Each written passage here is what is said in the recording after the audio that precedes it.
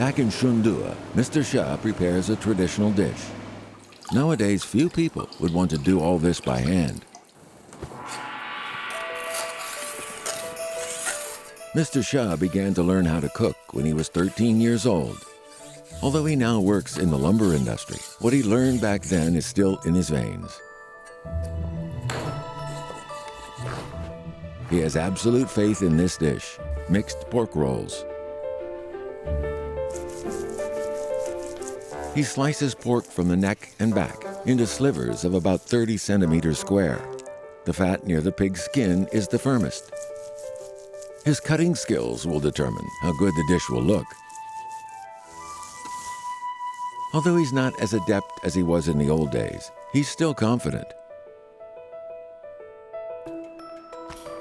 The fat slices are soused in a local liquor so that the dish won't taste fatty.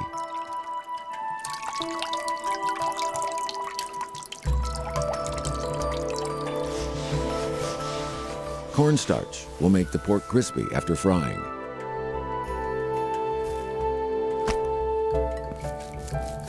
Lean pork is cut into thin slices and mixed with egg yolk to help them stay moist.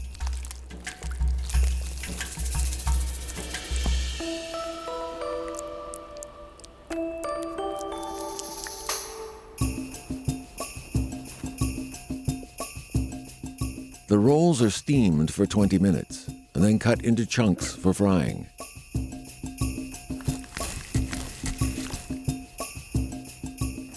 Fried twice, the rolls are crisp on the outside and tender on the inside.